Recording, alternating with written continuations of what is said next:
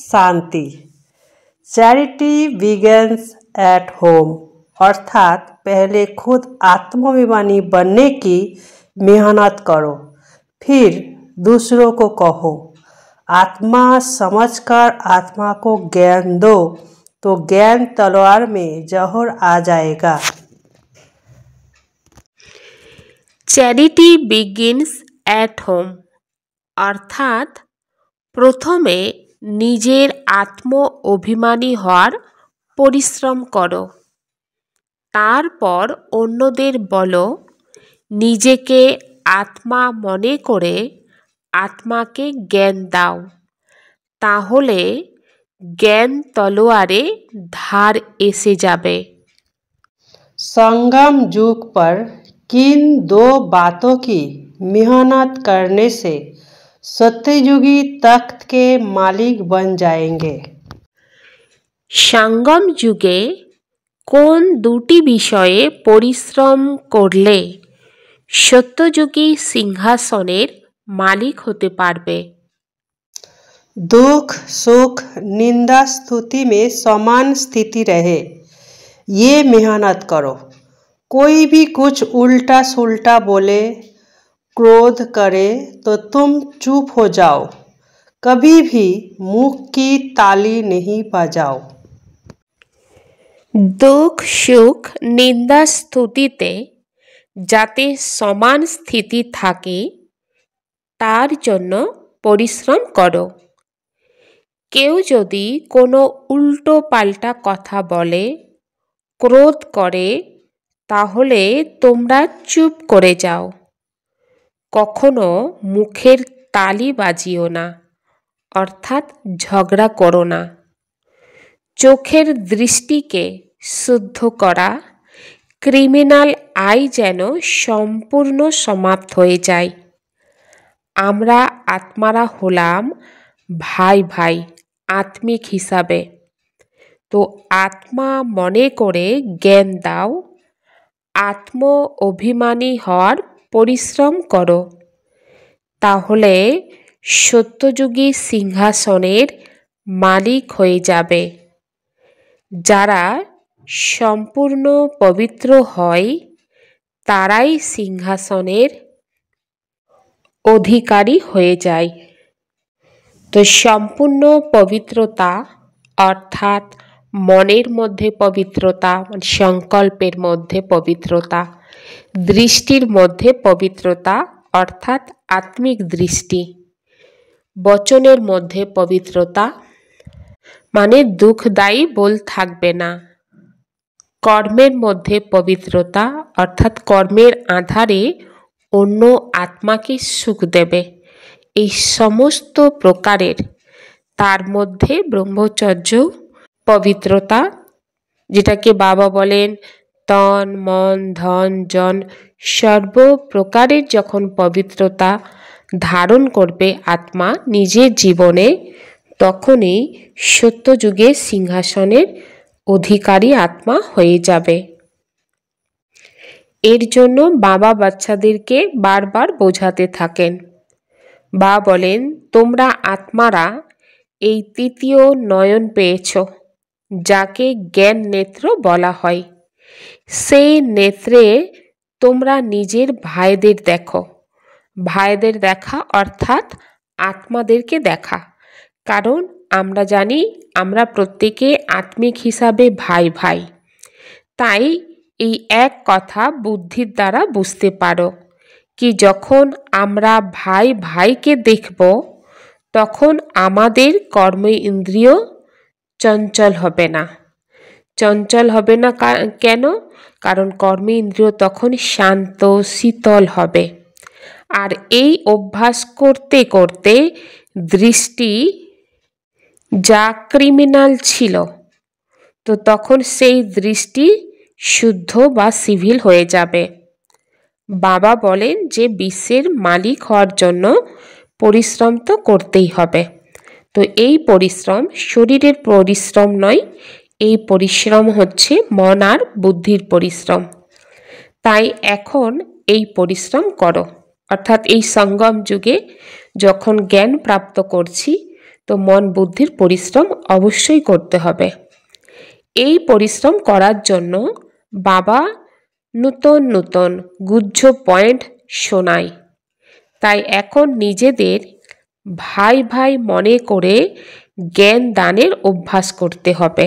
অর্থাৎ অন্য আত্মাকে যখন জ্ঞান দেবে তো শরীর দেখে না, না নারী পুরুষ এই ভাবনা নিয়ে, আত্মা হিসাবে ভাই, তো সেই ভাইকে নিমিত্ত হয়ে জ্ঞান দিচ্ছি, সেই ভাবনার আধারে জ্ঞান দিতে হবে। আর এই অভ্যাস এখন থেকেই করতে হবে। তখন এই যে গায়ন হয়, আমরা সকলে ভাই ভাই, এই কথা প্রত্যক্ষ হয়ে যায়, প্রমাণ হয়ে যায় না, আমরা আত্মিক হিসাবে ভাই ভাই। তোমরা এখন প্রকৃত ভাই, কেননা তোমরা বাবাকে জানো। অজ্ঞানী জীবনে মানব এই কথা বলেছে, আমরা হিন্দু, মুসলিম, খ্রিস্টান, জৈন সব ভাই ভাই। তখন কিন্তু ঈশ্বরকে আমরা সঠিকভাবে জানতাম না। তো আত্মিক হিসাবে ভাই ভাই, আমরা কখনো ভাই বোন বলি না, তাই না? তো আত্মিক হিসাবে ভাই ভাই। তো এখন পরমাত্মা বাবাকে জেনে এই জিনিসটা আমাদের কাছে স্পষ্ট হয়ে যাচ্ছে যে হ্যাঁ, আমরা এক পিতার সন্তান, আত্মিক হিসাবে ভাই ভাই। তো বাচ্চারা, বাবা তোমাদের সঙ্গে এখন এই সেবা করছেন। তো সাহসী বাচ্চারা আর সাহায্যকারী বাবা। বাচ্চারা যখন সাহসী হয় অর্থাৎ হিম্মত রাখে ভালো কাজে, তো বাবা তখন মদত করে, মানে সাহায্য করে। তাই বাবা এসে এই সেবা করার সাহস প্রদান করেন। তাহলে এ তো হলো সহজ না? তাই রোজ এই অভ্যাস করতে হবে। তোমাদের আলস্য হওয়া উচিত নয়। বাচ্চাদের মধ্যে যে আলস্যপন, তো এই সঙ্গম যুগে যেন আলস্যপন না থাকে, কারণ এটা উচিত না।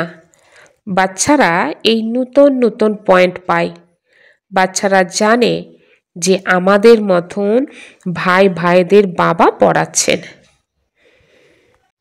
शुरू से अब तक आत्मा ने 84 जन्म लिए हैं, परंतु नामवर जो जैसे आए होंगे वह वैसे ही ज्ञान योग की मेहनत करेंगे। শুরু থেকে এখনো পর্যন্ত আত্মারা 84 জন্ম গ্রহণ করেছে, কিন্তু নাম্বার অনুসারে যে যেভাবে এসেছে তারা তেমনই জ্ঞান যোগের পরিশ্রম করবে। তারপর এও দেখা যায় যে কল্প পূর্বে যে যেমন পুরুষার্থ করেছিল, পরিশ্রম করেছিল, তারা এখনো তেমনই পরিশ্রম করছে। তো নিজের জন্য এই পরিশ্রম তো করতে হবে। নিজের জন্য পরিশ্রম করা মানে নিজের কল্যাণ নিজের মাথায় রেখে পরিশ্রম করা। যদি পরিশ্রম না করা হয় তাহলে কি হবে? প্রাপ্তিও হবে না। অন্য কারোর জন্য তার করতে হয় না, কারণ যে পরিশ্রম আমরা করছি আমরা প্রত্যেকে নিজের জন্য করছি, অন্যের জন্য নাই। তাই নিজেকে আত্মা মনে করে নিজেই পরিশ্রম করতে হবে। অন্যের কি করছে তাতে আমাদের কি আসে যায়? অনেক সময় দেখা যায় ও করছে কি না। অনেক সময় বাচ্চারা ঢিলে ঢালা কখন দেয়? অন্যকে যখন দেখে অন্য করছে না, অন্য ক্লাসে যাচ্ছে না, অন্য মুরলি শুনছে না, অন্যের মধ্যে কোনো পরিবর্তন দেখছি না, তো নিজে করে না। নিজের পরিবর্তন যখন নিজে করবে তবেই তো সেই আত্মার সত্য যুগে পা রাখবে। তো যে পরিবর্তন হচ্ছে না, পরিশ্রম করছে না, তার কথা ভেবে যখন আমরা পরিশ্রম করি না, তো আমরাও কিন্তু তখন নিজে নিজেকে ধোঁকা দেওয়া হয়। তো আত্মা তখন নিজে নিজেকে ধোঁকা দিয়ে দেয়। জন্য বাবা কি বলেন, অন্য কি করছে, আদেও করছে কি করছে না, তাতে তোমার কি আসে যায়। চ্যারিটি বিগিনস অ্যাট হোমের অর্থ সর্বপ্রথমে নিজেকেই পরিশ্রম করতে হবে, অর্থাৎ নিজেকেই বদলাতে হবে, পরে অন্য ভাইদের বলতে হবে। যখন তুমি নিজের পরিশ্রম করবে না, অন্যকে বলবে, তখন অন্য মানতেও রাজি হবে না। তোমরা যখন নিজেকে আত্মা মনে করে আত্মাকে জ্ঞান দান করবে, তখনই তোমাদের জ্ঞান তলোয়ারে চমক আসবে। এতে পরিশ্রম তো আছে, তাই না? তাই তোমাদের অবশ্যই কিছু না কিছু সহ্য করতে হয়। পরিশ্রম করতে হয় মানে কিছু না কিছু সহ্য করতে হয়। এই সময় দুঃখ সুখ নিন্দা স্তুতি মান অপমান সবই অল্প বেশি সহ্য করতে হয়। নিজে পরিশ্রম করার সময় দেখা যায় কোনো সময় দুঃখ এসে গেল, কোনো সময় সুখ, কেউ অনেক নিন্দা করলো, কেউ অনেক মহিমা, কেউ মান দেবে, কেউ অপমান করবে। তো এইগুলো বাবা বলছেন অল্প বেশি তো সহ্য করতে হয়। তাই যখনই কেউ উল্টো পাল্টা বলবে, তো তখন বাচ্চাদের কি করতে হবে? কেউ উল্টো পাল্টা বলছে তখন চুপ করে যেতে হবে। যখন কেউ চুপ করে যায় তখন পিছনে কে আর রাগ করবে? চুপ করে গেলে দেখা যায় সেই কথা বাড়ে না, ফুল স্টপ লেগে যায়। যখন কেউ তর্ক করে, অন্য কেউ যদি তার সঙ্গে তর্ক করে, তখনই মুখের তালি বাজতে থাকে। অর্থাৎ তর্ক করা মানে সে বিষয়টা বেড়ে যায়, মুখের তালি মানে নিন্দা স্তুতি অনেক কিছুই চলে আসে। যদি একজন মুখের তালি বাজালো কিন্তু অন্যজন শান্ত থাকলো, তখন কি হয়? তখন কিন্তু পরিস্থিতি চুপ হয়ে যায়। আর এই কথা কিন্তু বাবা বাচ্চাদেরকে শেখান। কখনো কাউকে যদি ক্রোধ করতে দেখো, তখন চুপ করে যাও। চুপ করে যাও মানে শান্ত হয়ে যাওয়া। নিজে থেকেই তার ক্রোধ শান্ত হয়ে যাবে, পরে তালি আর বাজবে না। অর্থাৎ লড়াই ঝগড়া বিষয়টা ওই দিকে এগিয়ে যাবে না। যদি তালির সঙ্গে তালি বাজে, অর্থাৎ কথা কেউ বলছে রাগ করছে, তার সাথে তুমি তর্ক করো বা কিছু বলো, তখনই কিন্তু সমস্যা হতে পারে। তাই বাবা বলেন বাচ্চারা কখনো এই বিষয়ে তালি বাজিও না। না বিকারের তালি, না কামের, না ক্রোধের তালি। তো বাচ্চাদের প্রত্যেকেরই কল্যাণ করতে হবে। इतने जो सेंटर बने हुए हैं किस लिए? कल पहले भी तो ऐसे सेंटर्स निकले होंगे। देवों का देव बाप देखते रहते हैं कि बहुत बच्चों को ये शौक रहता है कि बाबा सेंटर खोलूं, हम सेंटर खोलते हैं, हम खर्च उठाएंगे। तो दिन प्रतिदिन ऐसे होते जाएंगे, क्योंकि जितना विनाश के दिन नज़दीक होते जाएंगे उतना फिर इस तरफ भी सारिस का शौक बढ़ता जाएगा। এত যে সেন্টার তৈরি হয়েছে তা কিসের জন্য? বাচ্চাদের জন্যই তো তৈরি হয়েছে না? পূর্বকল্পেও তো এমন সেন্টারগুলি তৈরি হয়েছিল। দেবেরও দেব বাবা দেখতে থাকেন যে অনেক বাচ্চাদের শখ থাকে যে বাবা সেন্টার খুলব। দেবেরও দেব কে? যাকে দেবাদিদেব মহাদেব বলা হয়েছে, অর্থাৎ শিব বাবা, দেবতাদেরও পিতা। তিনি কি দেখছেন? তো দেখতে থাকেন, বাচ্চাদের শখ থাকে। বাচ্চারা বাবাকে বলে বাবা সেন্টার খুলব। তো আমরা সেন্টার খুলব, আমরাই খরচা করব। তাই দিনে দিনে এমন হতে থাকবে, কারণ বাচ্চারা বুঝে গিয়েছে যে আমরা যখন সব কিছু সফল করব, সেন্টার খোলা মানে সফল করা, তো সফলতা পাবে এবং অবিনাশী ব্যাংকে জমা হয়ে যাওয়া। বাবার সেবা করা মানে অবিনাশী ব্যাংকে জমা হয়ে যাওয়া। কেননা যত বিনাশের দিন কাছে আসবে, ততই এই দিকে সেবার সংখ্যা বৃদ্ধি পেতে থাকবে আর বাচ্চাদেরও শখ বাড়বে। এখন বাপদাদা দুই একত্রিত, তাই তারা প্রত্যেকেই দেখেন যে তারা কি পুরুষার্থ করছে, এরা কি পদ পাবে। কারণ বাচ্চারা যেমন পুরুষার্থ করবে সেই অনুসারেই তো পদ পাবে। এই পুরুষার্থের মধ্যেও কি থাকে, কোনো বাচ্চার পুরুষার্থ অতি উত্তম থাকে, 1 নম্বর পুরুষার্থ। কারোর পুরুষার্থ আবার মধ্যম অবস্থায় থাকে। আবার কোনো কোনো বাচ্চার পুরুষার্থ কনিষ্ঠ অবস্থায়। তা তো দেখছেন না, বাবা এগুলো দেখেন। তো টিচার স্কুলে দেখে যে কোন কোন ছাত্র কোন কোন বিষয়ে কম বেশি হয়।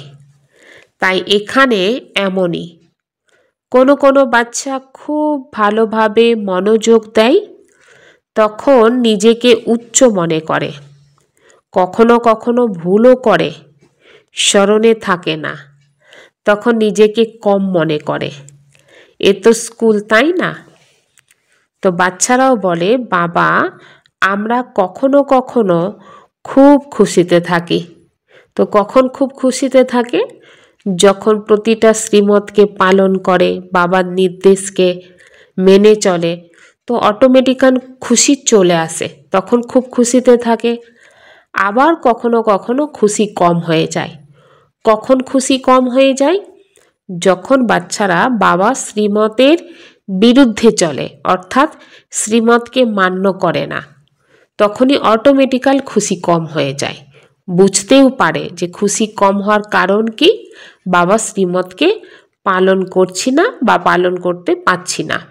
কিন্তু বাবা কি বলেন, হিম্মত রাখো, তো আমি মদত করব, তুমি শ্রীমতকে হিম্মত রেখে পালন করার চেষ্টা করো, অর্থাৎ সাহস রেখে। তো বাবা তাই এখন বোঝাতে থাকেন যে যদি খুশিতে থাকতে চাও তাহলে কি করতে হবে? মনমনা ভবের মন্ত্র, অর্থাৎ মনমনা ভব অবস্থায় থাকতে হবে। নিজেকে আত্মা মনে করেই বাবাকে স্মরণ করতে হবে। সামনে পরমাত্মা পিতাকে দেখতে হবে, অর্থাৎ মন বুদ্ধিকে পরম ধামে নিয়ে যেতে হবে। আর পরমাত্মা পিতাকে ভালো করে বুদ্ধিরূপী নেত্র দিয়ে দেখতে হবে, হৃদয় দিয়ে অনুভব করতে হবে তিনি অকাল সিংহাসনে বিরাজ করছেন। এভাবে ভাইদেরকেও দেখো, নিজেকে আত্মা মনে করে ভাইদের সঙ্গে কথা বলো, আমি ভাইকে দান করছি। কি দান করছি? জ্ঞান দান, নিমিত্ত হয়ে। বোন নয়, ভাইকে দান করছি, অর্থাৎ আত্মারূপী ভাইকে জ্ঞানের দান করছি। এই অভ্যাস যখন বাচ্চাদের হয়ে যাবে, তখন বাবা বলেন তোমাদের যে ক্রিমিনাল দৃষ্টি, যে দৃষ্টি তোমাদের ধোঁকা দেয়, তো সেটাই, সেই দৃষ্টি কিন্তু পরিবর্তন হয়ে যাবে, অর্থাৎ বন্ধ হয়ে যাবে। তো আত্মা আত্মার প্রতি কি করবে? যখন দেহ অভিমান এসে যায় তখনই নেমে যায়। অনেকেই বলে বাবা আমার দৃষ্টি ক্রিমিনাল। আচ্ছা, ক্রিমিনাল দৃষ্টিকে এখনো শুদ্ধ দৃষ্টি বানাও। এখনই বানাতে হবে না, এই সঙ্গম যুগে, সত্যযুগ আসার আগেই নিজেকে পরিবর্তন করতে হবে। তো বাবা আত্মাদের 3য় নয়ন দান করেছে, অর্থাৎ 3য় নেত্র। তো দেহকে দেখার যে অভ্যাস, এই অভ্যাস তখন কিন্তু दूर হয়ে যাবে। बाप कहते हैं मैं तुम बच्चों को ज्ञान देता हूँ, मैं बच्चों की तरफ आत्माओं को देखता हूँ और आत्माएं भी समझती है कि हमारा परमात्मा जो बाप है वह ज्ञान देते हैं, तो इसको कहेंगे ये रूहानी आत्माभिमानी बने हैं। বাবা বলেন, বাচ্চারা আমি তোমাদের জ্ঞান প্রদান করি। আমি বাচ্চাদের দিকে, অর্থাৎ আত্মাদেরকেই দেখি। আর আত্মারাও মনে করে যে আমাদের পরমাত্মা যিনি বাবা, তিনি আমাদেরকে জ্ঞান প্রদান করেন। তাই এনাকে আত্মিক অভিমানী হয়েছে। একেই বলা হয় আত্মা পরমাত্মার সঙ্গে আধ্যাত্মিক জ্ঞানের লেনদেন। তাই এই বাবা শিক্ষা দেন, যখনই কেউ দেখা করতে আসবে তখন নিজেকে আত্মা মনে করে আত্মাদের বাবার পরিচয় দান করতে হবে। আত্মার মধ্যে জ্ঞান আছে, শরীরের মধ্যে কিন্তু নেই, কারণ শরীর বিনাশী। তাই তাকে আত্মা মনে করে জ্ঞান দান করতে হবে। এতে তাদের ভালো লাগবে, যেন এ তোমাদের মুখের শক্তি। এই জ্ঞানের তলোয়ারে শক্তি ভরে যাবে, কেননা তোমরা তো দেহী অভিমানী হও, তাই না?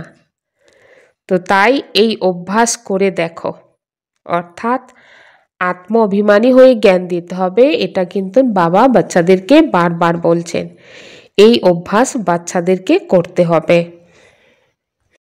স্বকল্যাণের প্রত্যক্ষ প্রমাণের মাধ্যমে বিশ্ব কল্যাণের সেবাতে সর্বদাই কিন্তু বাচ্চাদের সফলতা মূর্তি হতে হবে। যেরকম আজকাল শারীরিক রোগ, হার্ট ফেল বেশি হচ্ছে, সেই রকম আধ্যাত্মিক উন্নতিতে হৃদয় বৃদ্ধির্ণ হওয়ার রোগ বেশি হচ্ছে। এই রকম হৃদয় বৃদ্ধির্ণ হওয়া আত্মাদের মধ্যেও প্র্যাকটিক্যাল পরিবর্তন দেখলেই সাহস আর শক্তি আসতে থাকতে পারে। শুনেছে অনেক, এখন দেখতে চাই, প্রমাণের মাধ্যমে পরিবর্তন চাইছে। তাহলে বিশ্ব কল্যাণের জন্য স্বকল্যাণ প্রথমত স্যাম্পল রূপে দেখাও। বিশ্ব কল্যাণের সেবাতে সফলতা মূর্তি হওয়ার সাধনই হলো প্রত্যক্ষ প্রমাণ।